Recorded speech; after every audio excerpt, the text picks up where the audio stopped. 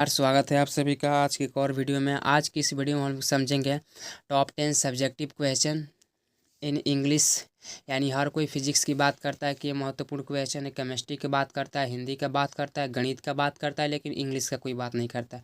तो हम लोग जानेंगे आज टॉप 10 सब्जेक्टिव क्वेश्चन जो बहुत ही इंपॉर्टेंट है। पहला जो क्वेश्चन है, why does the poet call Macavity a mystery cat. कवि मैकविटी का रहस्यमय बिल्ली कहता है। कवि मैकविटी को रहस्यमय बिल्ली कहता है क्यों? यहाँ पर देखिए मैकविटी है वह एक बिल्ली का नाम है। Why does the poet call Macavity a mystery cat. कवि मैकविटी को रहस्यमय बिल्ली क्यों कहता है? चलिए इसका आंसर देखते हैं। The poet call Macavity a mystery cat.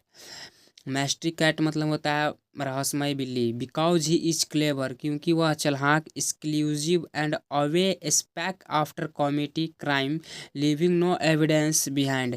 यानी कवि मैकविटी को रहस्यमय बिल्ली कहता है क्योंकि वह बहुत ही चालाक है। हर अपराध के बाद बिना कोई सबूत छोड़े गायब हो जाता है, बिना कोई सबूत छोड़े गायब हो जाता है। दूसरा जो क्वेश्चन है, what is the meaning of Sicilian July with Etna smoking. What is the meaning of Sicilian July with Etna smoking. Sicilian July और एटना स्मोकिंग का क्या अर्थ है? देखिए Sicilian July refer to the hot summer month in Sicily. ठीक, Sicilian July Sicily को गर्म जुलाई महीने को दर्शाता है। सिसिलियन जुलाई सिसिली को गर्म जुलाई महीने को दर्शाता है। और and Etna smoking symbolized mount Etna and active volcano in Sicily emitting smoke. और एटना स्मोकिंग सिसिली को सक्रिय ज्वालामुखी माउंट एटना से निकलते हुए का प्रतीक है। तीसरा जो क्वेश्चन है, why did the speaker often wish to go to that house. Why did the speaker why did the speaker often wish to go to that house. यानी वक्ता अक्सर उसमें जाने की इच्छा क्यों करता था?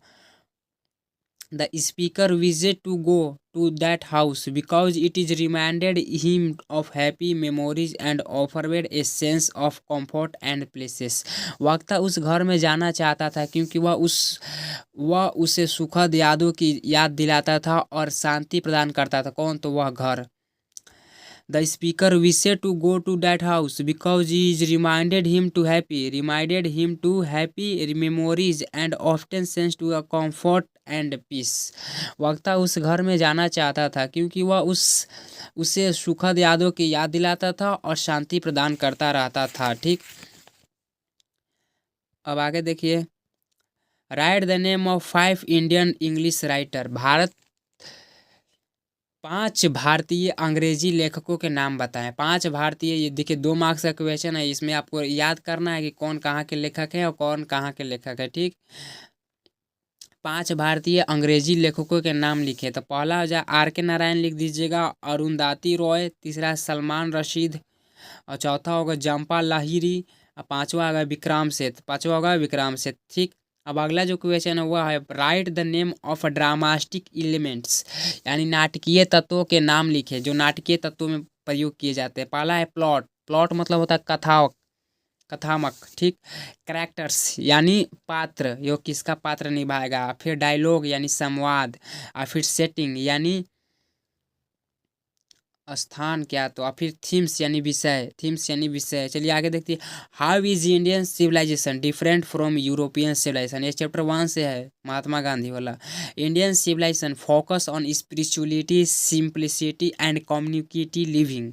यानी भारतीय सभ्यता आध्यात्मिकता, सागरी और सामुदायिक जीवन पर केंद्रित है। वाइल जबकि European civilisation emphasis materialism, individuality and technological progress.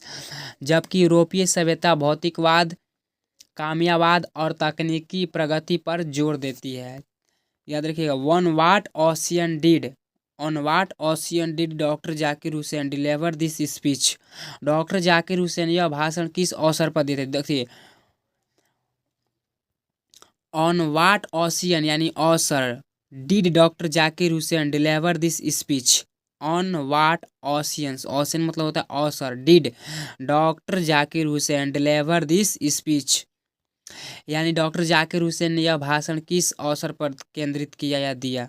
Doctor Zakir Hussain deliver this speech during his presidential inauguration, यानी डॉक्टर जाकिर हुसैन ने यह भाषण अपने राष्ट्रपति पद को शपथ ग्रहण समारोह में दिया।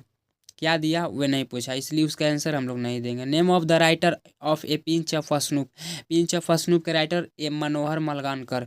The writer of a pinch of snoop is Manohar मलगानकर।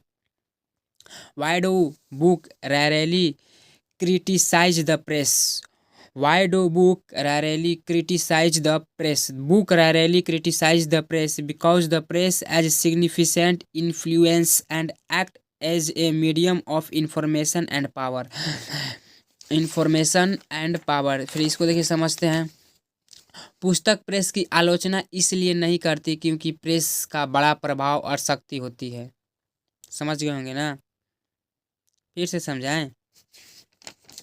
देखिए पुस्तक प्रेस की आलोचना क्यों नहीं करती, देखिए why do book rarely criticize the press, पुस्तक प्रेस की आलोचना क्यों नहीं करती है, इसका आंसर देख लीजिए। Book is rarely, books rarely criticize the press because the poor has significant influence and act as a medium of information and power।